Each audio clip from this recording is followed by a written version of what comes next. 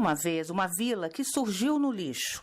E o lixo, jogado ali, era nada menos do que o da nova capital do Brasil, instalada em 1960, Brasília.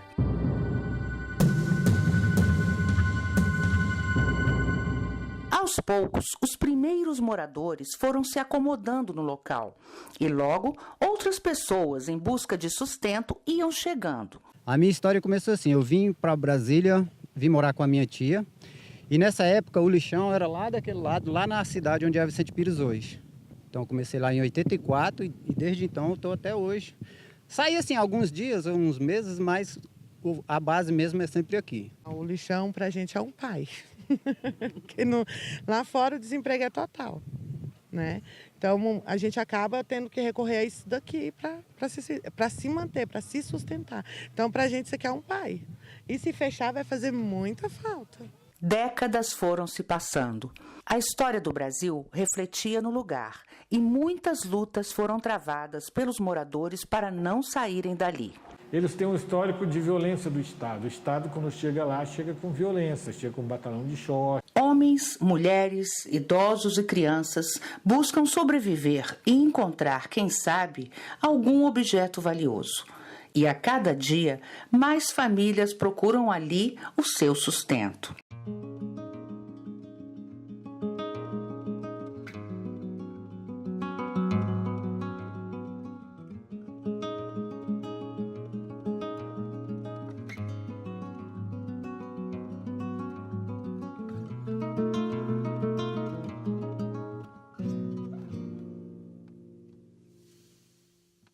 A menos de 20 quilômetros do Palácio do Planalto, em Brasília, o maior lixão a céu aberto da América Latina abriga quase 40 mil moradores.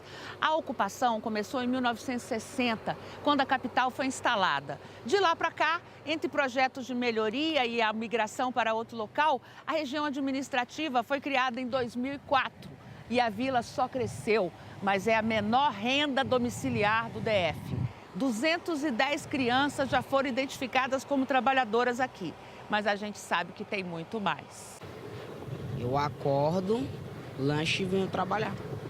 Foi como todos os outros dias, eu fui trabalhar, normal.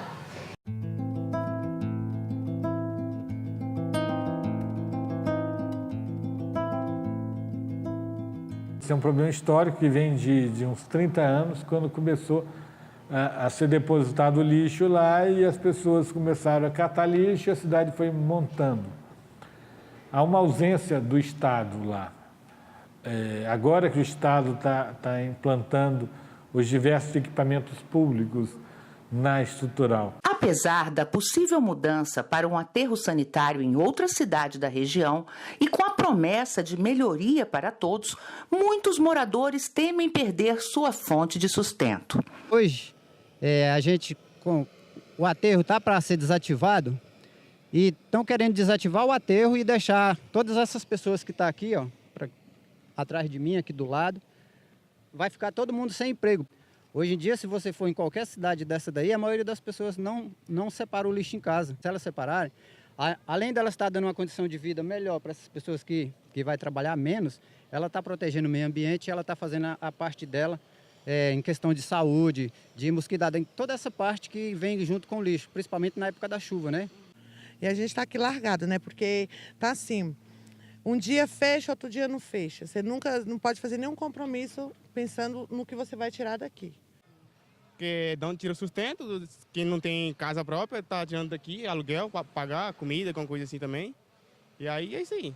Uma ação trabalhista movida pelo Ministério Público do Trabalho alerta e busca erradicar dali o trabalho infantil. O trabalho infantil em si, ele existe por omissão do poder público. Então o que existe é uma negação, né, uma não assunção de responsabilidades, como se aquilo fosse um fenômeno da natureza, como se fosse a chuva. Né? Nós fechamos lá a porteira, e eles são assim, mas se não tiver realmente uma posição de cúpula, eu digo esse de governo mesmo, é difícil solucionar essa situação. Tem soluções, né? Faz um intercâmbio com o Conselho Tutelar, com o pessoal da infância e da juventude, né? Observando 100% o ECA, o Estatuto da Criança e Adolescente, não vai entrar uma criança ou adolescente lá. né? Porque o sistema tem como retirar aquelas crianças e adolescentes e as inserir em sistema de proteção. Escolhida a dedo para ocupar a presidência da empresa de limpeza urbana de Brasília, Kátia Campos tem um histórico de projetos com crianças em situação de risco na Unicef e tem como meta resolver o problema com a mudança para o aterro. Essa foi a missão que nos foi dada aqui nesses 4 anos de SLU. É de tirar a criança do trabalho infantil, incorporar os catadores como prestadores de serviço público com condições dignas e inaugurar um aterro sanitário para receber os rejeitos dos processos. Depois que você faz a coleta seletiva do material seco, tira o orgânico para fazer a compostagem. Brasília é a capital do Brasil que mais composta. Nós compostamos 122 toneladas por dia. O rejeito, o que sobra, a gente aterrar no aterro sanitário que começa a operar ainda este ano. Nos envergonha a todos, não só como dirigente público, mas como população do Distrito Federal, né? Como é que a população também deixa chegar um negócio desse? Como é que os funcionários deixam? Cada um de nós, como cidadão, como ONG, como políticos federais, como políticos distritais, nós todos temos responsabilidade para ter chegado onde chegou. Pessoas como Galeno conhecem bem a situação das crianças do lixo. Sem uma política específica e sem um recurso para esse grupo, fica muito difícil o trabalho. Nós tivemos, em outros momentos, grupos de coletivos de jovens onde tinha uma desistência muito grande, perto do valor da bolsa que era repassada. E aí, esses jovens lucravam muito mais no trabalho infantil, na exploração em cima do lixão, do que nesse benefício, nessa transferência de renda que era feita com os programas de assistência social. Ele tenta, num trabalho de formiguinha, fazer com que essas crianças tenham um futuro melhor do que o oferecido no aterro. Aqui nós atendemos crianças que passaram por essa questão do trabalho infantil, que são encaminhadas via CREAS, via Conselho Tutelar e via CRAS, para que a gente possa aqui estar trabalhando com eles de uma forma a uma educação não formal, mas com apoio também à educação formal em diversas atividades que venha resgatar essa dignidade e a garantia de direitos e dar a essas crianças a proteção. A jovem Ana Cristina já não compõe as estatísticas de trabalho infantil, mas conta sua experiência como trabalhadora no lixo, onde em um acidente quase perdeu a perna. Eu morava com a minha mãe, só que aí no ano seguinte, foi esse ano, que até ano passado ele trabalhei até o final do ano. Quando eu estava lá catando, ele estava lá trabalhando, a agulha entrou, só que eu não sabia que era agulha. E senti a dor, mas mesmo assim, eu senti a dor, aí a perna meio que... Eu não consegui me mexer na hora, naquele momento eu não consegui movimentar ela. Mas aí depois eu fiquei parada um pouco lá, no meio do lixo, porque eu não consegui sair. Minha perna começou a inchar e eu tava com a calça, então eu tive que cortar atrás, porque tava inchando muito, tava doendo. Mesmo assim, eu continuei trabalhando. As sequelas deixadas pelo trabalho infantil são explicadas por um dos responsáveis pelo Programa Nacional de Erradicação do Trabalho Infantil da Justiça do Trabalho. O trabalho no lixão, ele está entre aqueles considerados das piores formas de trabalho infantil. Não há dúvida de que a criança tem a sua infância roubada, sequestrada, está ela sujeita a acidentes nos lixões com maior frequência e, ao mesmo tempo, ela vai ser excluída completamente do mercado de trabalho no futuro. Ela perde a sua infância, porque criança deve brincar e estudar, ou estudar e brincar, e não trabalhar.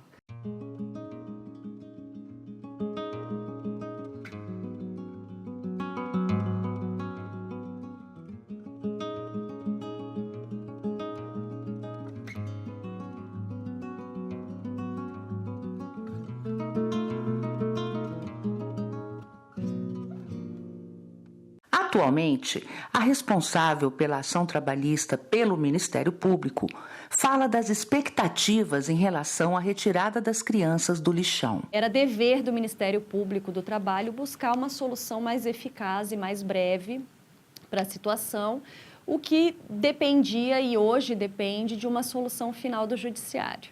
Uma vez que as crianças estão lá dentro, realmente fica muito difícil controlar o que se faz com as crianças lá dentro, a que tipo de risco elas estão expostas. Então, impedir a entrada das crianças no lixão estrutural é uma das primeiras atitudes solicitadas já em liminares, solicitadas depois em definitivo. A situação é mais complexa, explica o juiz que se infiltrou na comunidade para conhecer o problema.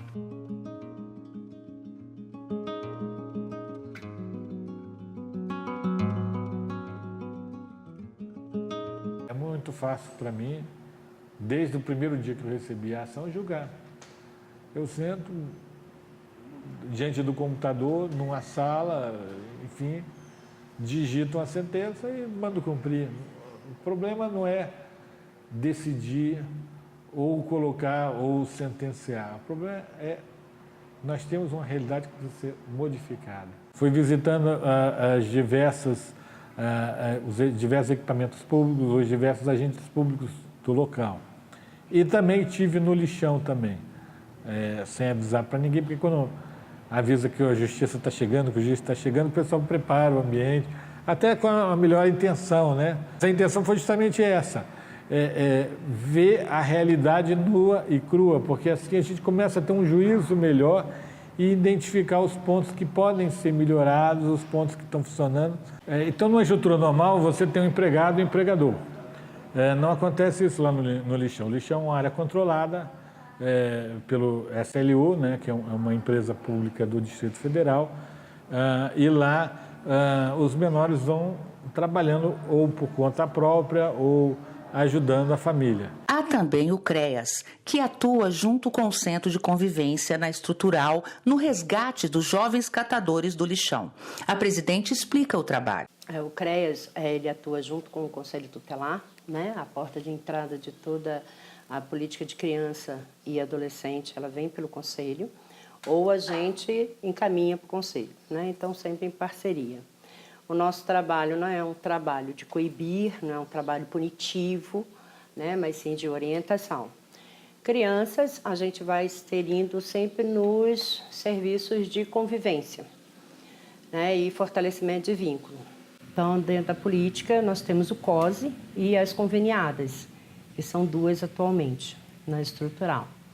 E os adolescentes também, que é onde é o nosso maior gargalo, né? Porque os adolescentes aí eles já não querem só o serviço, né, de fortalecimento de vínculo, eles já buscam outras coisas. Mas há fé e esperança para os futuros cidadãos brasileiros. Um trabalho desenvolvido em uma ONG mostra isso. O coletivo é um espaço de aprendizagem comunitária, né? E a gente entende que a nossa missão dentro dessa comunidade é justamente valorizar esse olhar das crianças e dos adolescentes na cidade estrutural e da cidade estrutural, né?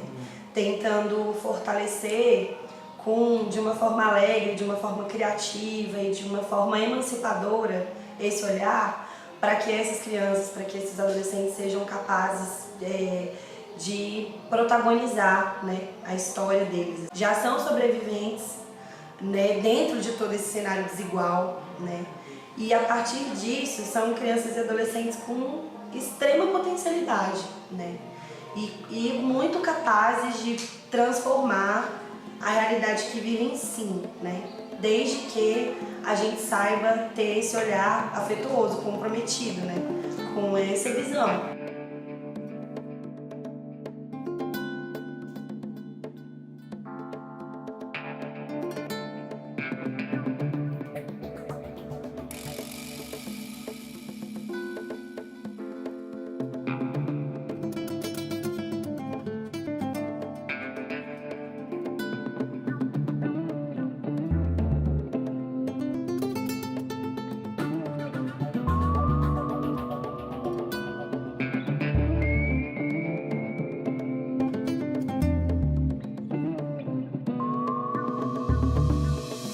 Não desejamos para os nossos filhos o trabalho no lixão, o trabalho nas carvoarias, o trabalho doméstico. Por que as crianças pobres devem se submeter a isso? Hoje as crianças são menos, mas ainda tem bastante criança. A questão da criança, a criança vem por causa do dinheiro também. São crianças e adolescentes que já estão na lógica do trabalho, a lógica do dinheiro, né, da questão do grande apelo ao consumo que se tem. Aí o dinheiro que nós tiramos aqui é para as coisas para dentro de casa. Existe uma espécie de anestesia social. Eu sonho um futuro pra gente melhor, sair de lá, tirar que aquelas que ainda estão lá consigam sair. Lá, muitas crianças encontram seus brinquedos. Eles estão desativando o aterro, mas não implantaram a coleta seletiva ainda que funcione e nem construíram os galpões. O que para nós parece ser chocante, né? Para eles, por conta dessa cultura, é algo meio que natural. Nós temos uma herança colonial, escravista, que é terrível. Carece de todas essas políticas que está junto para o enfrentamento desse grave problema aqui do território. Aquele aterro estrutural aqui é uma bomba relógio, né? A cidade estrutural tem partes dela que foi construída em cima de áreas que eram depósitos de lixo. O lixão é emprego, o lixão para essas pessoas aqui é dignidade. Porque a realidade do trabalho infantil, ela é muito mais ampla do que a gente possa imaginar. Então, aqui nós trabalhamos aqui 4 e tem minha irmã. Elas têm que perceber que existe um mundo melhor, muito melhor do que está no lixão.